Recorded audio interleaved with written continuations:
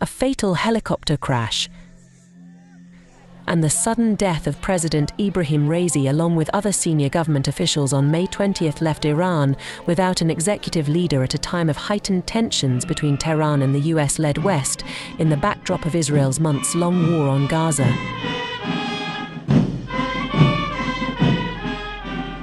The tragic event necessitated fresh presidential elections in the Middle Eastern country scheduled to be held on June 28th.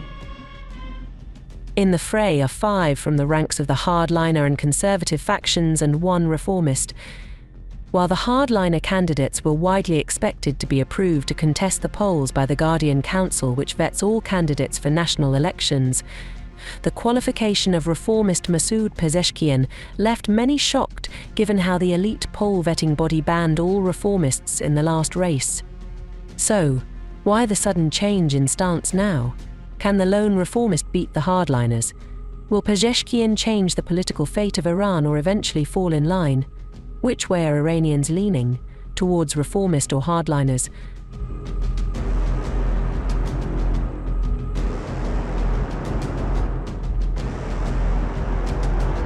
The snap election in Iran is being held amid widespread political apathy believed to have manifested in the country's lowest ever voter turnouts in the last 2 elections, despite a chronic economic crisis and questions about the stable succession of the octogenarian supreme leader Ayatollah Ali Khamenei.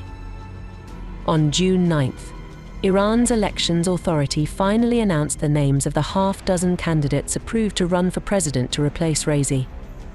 یک آقای مسعود پزشکیان فرزند محمد علی، 2 آقای مصطفی پور محمدی فرزند حسین، 3 آقای سعید جلیلی فرزند محمد حسن، 4 آقای علی رضا زاکانی فرزند حسین، 5 آقای سید امیر حسین قاضی زاده هاشمی فرزند سید حسن، 6 آقای محمد باقر غالیباف فرزند حسین.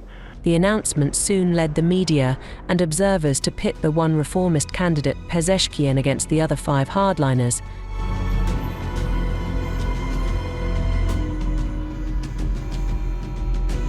Of the 5 hardline and conservative candidates, Mohammad Bagher Ghalibaf stands out as the immediate frontrunner. The 62-year-old retired army officer reportedly enjoys the backing and trust of Supreme Leader Khamenei, to whom loyalty is the deciding factor. He is also rumored to be a relative of Khamenei's wife.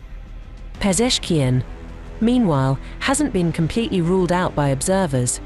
The 69-year-old has a lot of factors working in his favor, including the backing of former reformist President Syed Mohammad Khatami, who is still highly respected in Iran.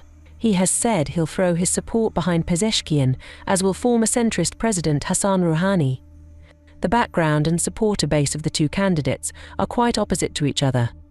Ghalibaf has served as a former brigadier general in the Islamic Revolutionary Guard Corps, a former commander of the IRGC Air Force, and a former commander of the National Police. He is the current Speaker of the Majlis, or Parliament. He has also run for the presidency 3 times in 2005, 2013 and 2017. He has been involved in many economic corruption cases. When he was the commander of the National Police, he also played a leading role in the repression of college and university students, intellectuals and dissidents. Pezeshkian is a cardiologist. He is a reformist and a 5-term Majlis deputy, including the current session.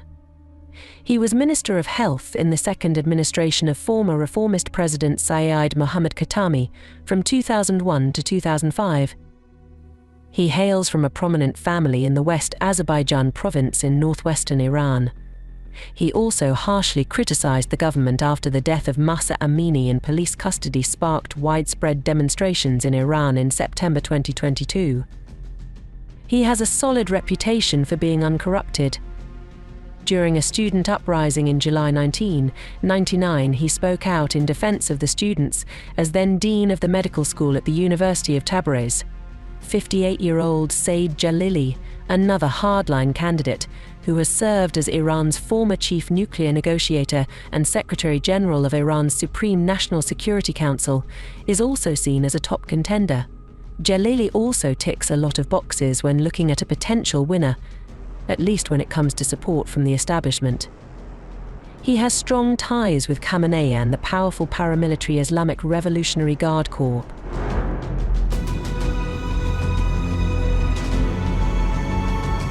Ghalibaf was rumored to be Khamenei's preferred candidate in 2005 as well, but the behind-the-scenes support that he had been receiving was suddenly withdrawn, reportedly over his involvement in a corruption case.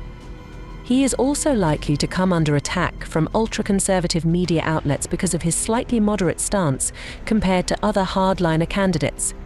Pezeshkian's reformist background has already invited the wrath of hardline websites and other mouthpieces of the conservatives.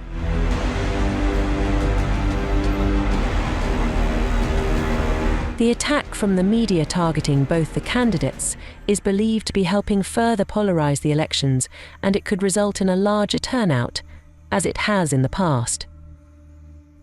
If the turnout is around 40% of eligible voters, as it was in the last two elections for the Majlis in 2020 and again this year, as well as in the 2021 presidential election, one of the hardline candidates will most likely be elected.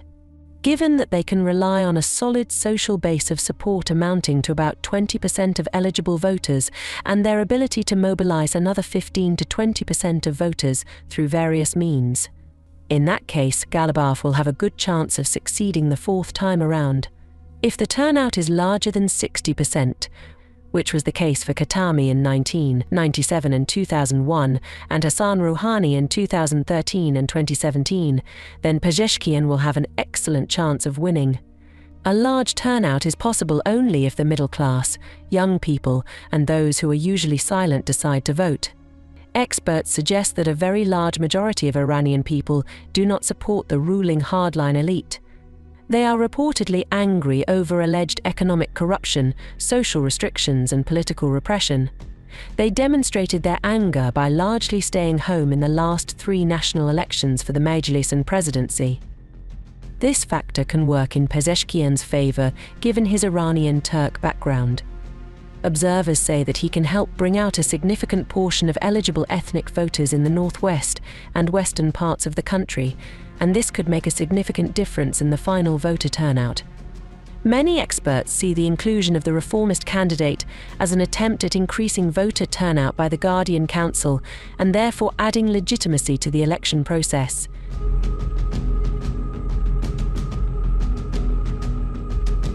While Pezeshkian's reformist stand indicates that he may shift the tone of Iran's policy to a moderate one, his recent comments are being seen as an indication of him falling in line or as an attempt to warm up to the hardline Supreme Leader Khamenei, who holds sway over a large population of Iranians. Speaking at Tehran University on June 16th, Pezeshkian said that no one can insult him for his respect and devotion to Khamenei. Skeptics say that all the 6 candidates approved largely adhere to the same political currents, which is why Iran will likely continue on its current political path following the election, further entrenching the conservative wing of the country in power.